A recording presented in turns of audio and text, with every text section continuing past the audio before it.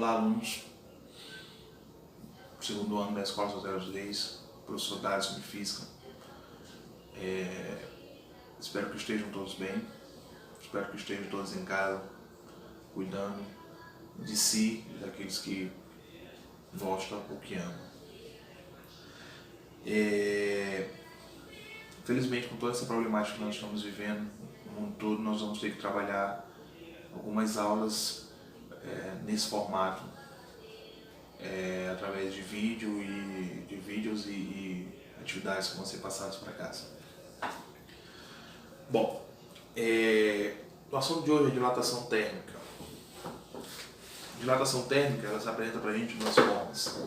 A dilatação térmica dos sólidos e a dilatação térmica dos líquidos. Então nós vamos começar com a dilatação térmica dos sólidos, que também se apresenta para a gente de três formas. É a dilatação linear, a dilatação superficial e uma dilatação volumérica. Primeiro nós vamos ter que entender o que significa o termo dilatação, dilatar. Dilatar significa aumentar, aumentar o seu tamanho. Todos os corpos na natureza ou corpos artificiais, eles dilatam. A grande diferença é que uns dilatam um pouco mais do que os outros. Okay? Então nós temos alguns exemplos. Por exemplo, os fios de alta tensão. Os fios de alta tensão, nós percebemos que depois do tempo que ele foi colocado nos portos, eles começam a se deitar um pouco mais. Então esse processo em que ele começa a se deitar um pouco mais, ele fica mais próximo do chão, ele forma aquela rede, como se a rede estivesse ali armada entre os dois portos. Aquilo que acontece de fato, é uma dilatação térmica daquele material que ali está. Aquele material ele se aquece de duas formas. Se aquece da forma externa, através do aquecimento do ambiente mesmo, desse calor que vem do ambiente, e ele se aquece da forma interna com a passagem da corrente elétrica, para um efeito que nós chamamos de efeito Joule. Okay? Então esse aquecimento vai acarretar a dilatação desse fio, ou seja, o aumento do tamanho desse fio. Como ele está limitado entre os dois portos, esse aumento ele acaba sendo para baixo, dessa rede, acaba sendo para baixo, porque ali ele é puxado pela gravidade. Okay? Então ali age a força-peso nesse fio, fazendo com que ele fique mais próximo do chão. Talvez na cidade a gente não consiga perceber tanto isso, porque os portos eles estão muito próximos uns dos outros. Se eu não me engano, aqui em São Luís é de 25 metros, basicamente, a distância de um porto para outro. Então a gente não consegue perceber isso tanto. Mas quando a gente vai para a zona rural, a gente percebe que mais essa dilatação, esse tamanho, no comprimento desses fios, porque os portos lá são um pouco mais espaçados. A gente consegue também perceber isso na linha do trem. A linha do trem ela não é uma linha só, mas são várias linhas que são seccionadas ali uma atrás da outra. Então nós temos ali aquelas barras de ferro, em que fica uma barra de ferro após a outra. E não é uma barra de ferro só do início ao final da linha. Okay? E eu não estou falando das barras paralelas, eu estou falando daquelas que ficam uma após a outra. Okay? Nós temos barras umas após a outra e entre elas fica um espaço. Esse espaço ele é dado ali justamente para que as barras elas consigam dilatar com o processo, que vai sofrer o processo de dilatação quando recebe calor, sem que uma barra atrapalhe a outra. Okay? Então elas conseguem se dilatar independente uma da outra, okay? E ainda continuar seccionada, ainda continuar uma após a outra. Okay? Se fosse uma barra só não seria possível, porque elas iriam passar por um processo de dilatação, não iam ter para onde crescer e ia fazer igual o fio de alta tensão. ok? Nesse caso, essas linhas elas iriam acabando tendendo para os lados, certo? Então nós não teríamos mais uma linha de trem, mais uma curva de trem, ok? Vamos assim dizer. E também a gente vai encontrar muitos outros exemplos. Nos viadutos, quando a gente passa em cima dos viadutos, a gente percebe que as rodas do carro ou do ônibus eles batem como se tivesse buracos no viaduto, mas não são buracos, são os espaços que ficam ali para as peças do viaduto que elas possam dilatar sem que uma atrapalhe a outra, ok? A gente percebe isso também nos pisos cerâmicos que são colocados nas casas, seja no chão ou na parede. Aquelas linhas, justamente linhas para que essas peças elas possam dilatar sem que uma atrapalhe a outra, ok? Então a gente consegue perceber e visualizar em situações da natureza que a gente consegue conciliar com a dilatação térmica, no caso, para a gente dos sólidos, ok? Então a gente começa aí com a dilatação linear, uma parte matemática para vocês. Bom, então a dilatação térmica ela é dividida em duas formas: a dilatação térmica dos sólidos e a dilatação térmica dos líquidos. Então a gente vai começar com a dilatação térmica dos sólidos, ok? Essa dilatação térmica ela é dividida em três: a dilatação linear, a superficial e a volumérica, ok? O que acontece de fato na natureza, o que a gente consegue observar, é a dilatação volumérica, ok? Até porque na natureza nós trabalhamos com volumes, certo? Mas a gente tem que entender a dilatação linear e a dilatação superficial para poder entender a volumérica, ok? Então vamos começar aqui, ok? Com a dilatação linear. Okay? Essa dilatação linear dos sólidos é uma dilatação que acontece também em uma direção, ok? Então vamos supor aqui o seguinte: nós temos aqui um sólido qualquer, certo? Tem aqui esse sólido. Esse sólido ele tem um comprimento inicial, certo? Que é esse tamanhozinho aqui. E esse sólido ele está em uma temperatura inicial, ok? Em uma temperatura inicial. Então nós temos o LO, vai ser o nosso comprimento, o comprimento inicial, e o TO é a nossa temperatura inicial, certo? E esse sólido ele passa por um processo de aquecimento, ou seja, ele recebe calor. Então o calor ele é transmitido de uma fonte externa, tá certo? E esse sólido ele aumenta aqui o seu tamanho. Então ele sofre um processo de dilatação, certo? Então ele passa a ter um comprimento agora L. Ele passa a ter um comprimento L. Isso quando ele vai para uma temperatura T. Então L é comprimento final, e o T, é temperatura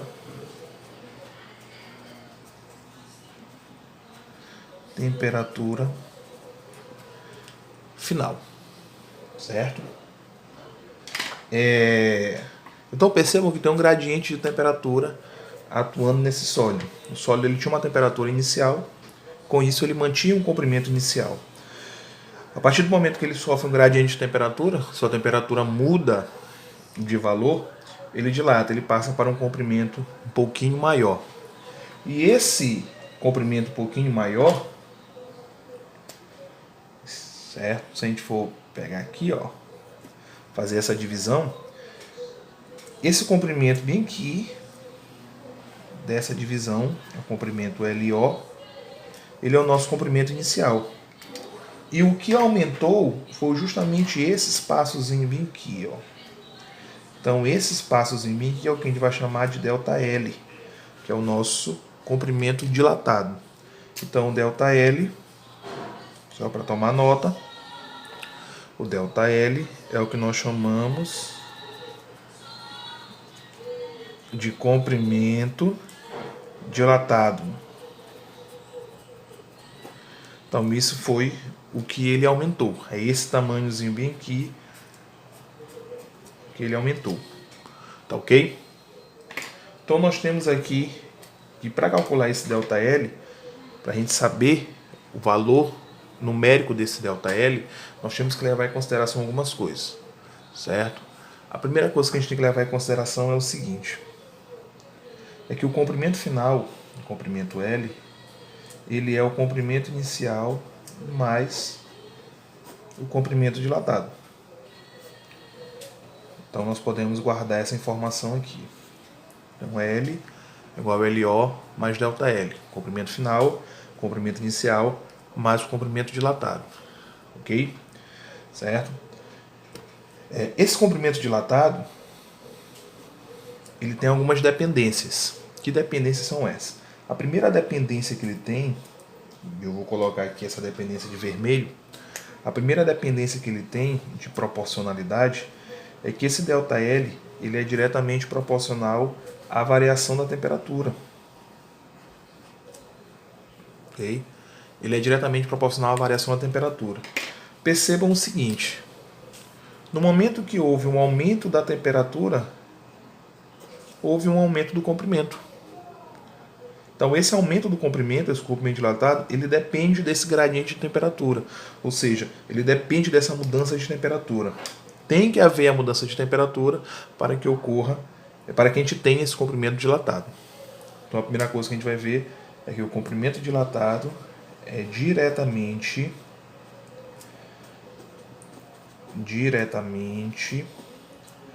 proporcional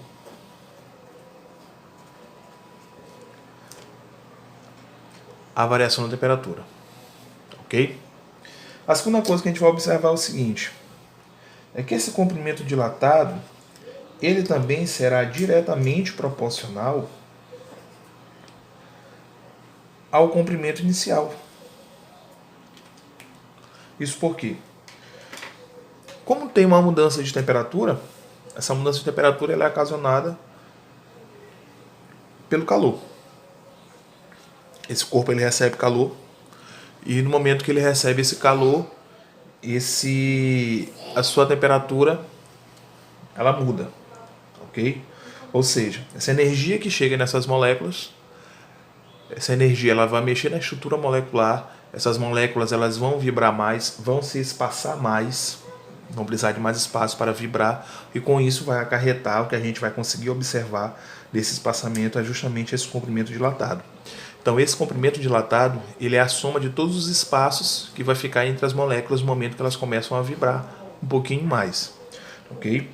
Isso quer dizer o seguinte, se eu tenho mais moléculas, com certeza eu terei mais espaços e no final eu terei um comprimento dilatado maior. Se eu tiver menos moléculas, eu vou ter menos espaços, com isso eu vou ter um comprimento dilatado menor. Então por isso que tem que ter essa dependência do comprimento dilatado com o comprimento inicial. No caso, essa dependência é uma dependência diretamente proporcional.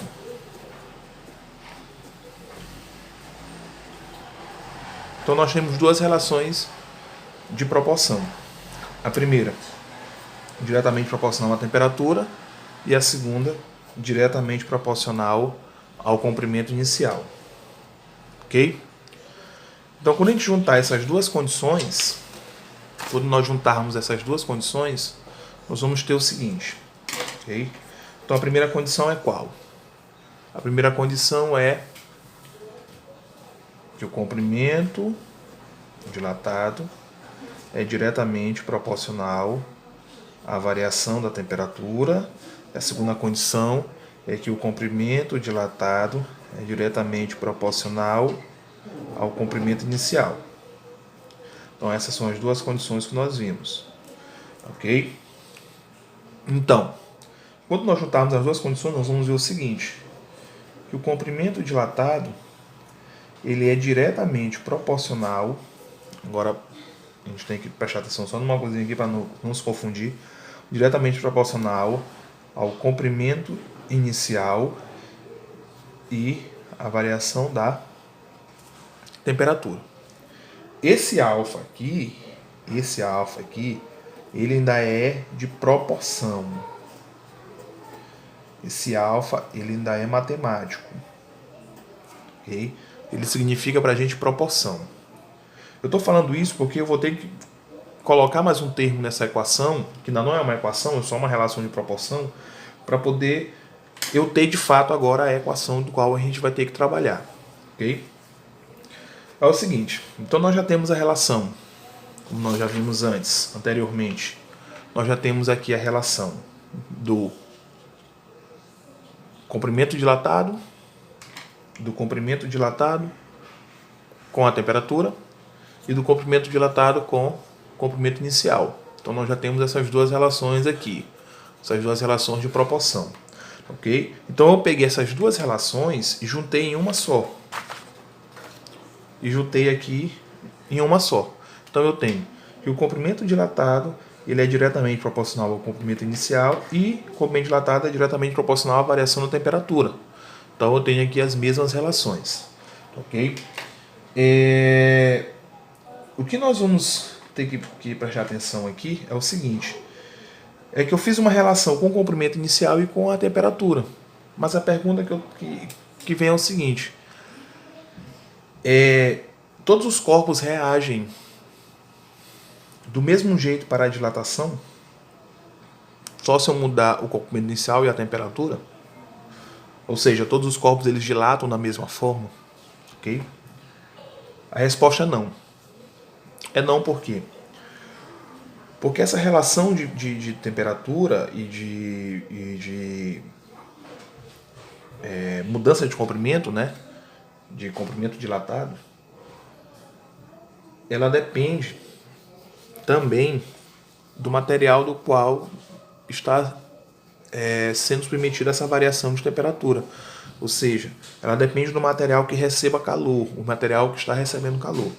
Eu quero dizer o seguinte, que a madeira ela não se comporta da mesma forma que o alumínio, que não se comporta da mesma forma do que o aço, que não se comporta da mesma forma que o cobre, ok? Cada corpo, cada material desse vai se comportar de forma diferente quando receber o calor, ou seja, ele vai se comportar de forma diferente na tradução desse calor para uma variação de temperatura, ou seja, as suas moléculas elas não vão se comportar da mesma forma, ok?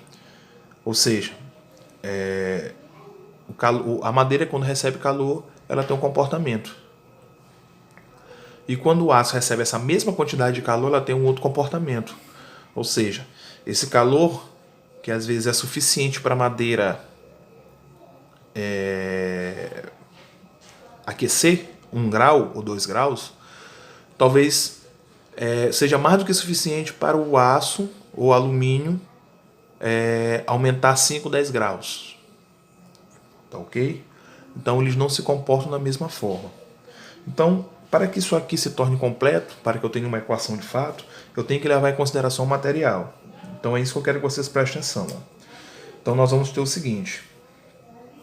O comprimento dilatado, então ele vai ser igual ao comprimento inicial vezes esse alfa. Agora, esse alfa ele não é o mesmo da proporção. Ele não é o mesmo da proporção vezes ΔT, certo? Esse alfazinho aqui, ele é o que nós chamamos de coeficiente coeficiente de dilatação linear. Ou seja, ele vai representar o material do qual está recebendo calor e está aumentando seu comprimento. Okay? Então, com isso, nós chegamos à nossa equaçãozinha do comprimento linear, né? Da dilatação linear, desculpa. Ok? Então, eu tenho ΔL, que é o comprimento dilatado, o LO, que é o comprimento inicial, o alfa, que não é proporção, é coeficiente de dilatação linear agora, e o ΔT, que é a variação da temperatura. Ok? Então nós temos que trabalhar aí com as unidades do sistema internacional, não é isso? Então ΔL, sistema internacional, é o metro. Né? O comprimento inicial também é um metro. A temperatura é o Kelvin, ok? E o coeficiente de dilatação linear vai ser o Kelvin elevado a menos 1, ok? Mas eu posso trabalhar aqui também com Celsius.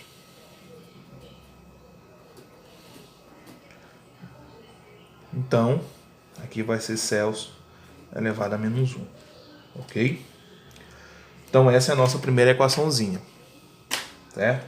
Se a gente substituir essa equação aqui nessa primeira equação, nessa primeira aqui, essa relação que nós separamos, nós vamos encontrar aqui o comprimento final, que é o comprimento já depois que passa pelo processo de dilatação. Então lá é o seguinte, comprimento final, comprimento inicial, mais o dilatado. Então, o final vai ser o quê? O inicial mais LO alfa ΔT. Ok? Então, se eu colocar aqui o LO em evidência, que se repete nos dois termos, colocando ele em evidência, nós vamos ter o seguinte, que esse comprimento final é o comprimento inicial que multiplica LO por LO dá 1, ok? Mais LO alfa ΔT dividido por LO, esses dois se anulam, LO com LO. Vai sobrar o alfa vezes o ΔT. Ou seja, eu tenho essa segunda equação. No caso, essa terceira equação, né? Então, essa primeira aqui, essa aqui do comprimento, essa aqui nós encontramos o comprimento dilatado. Então, nós encontramos o comprimento dilatado. Ok? Nesta segunda, nós encontramos aqui o comprimento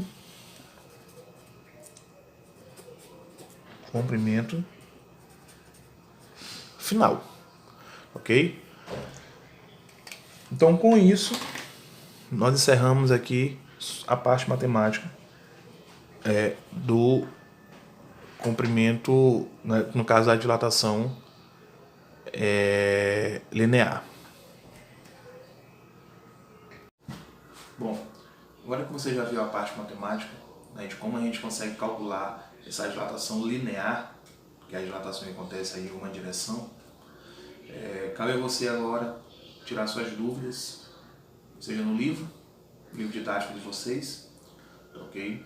E é muito bem-vindo também se você pesquisar outros vídeos na plataforma do YouTube e fazer outros exercícios que sejam diferentes daqueles que estão propostos nos livros. Pode pesquisar na internet, tem questões de vestibulares, vocês podem baixar aplicativos, esses aplicativos, muitos deles trazem questões de vestibulares para que você possa fixar de fato o conteúdo.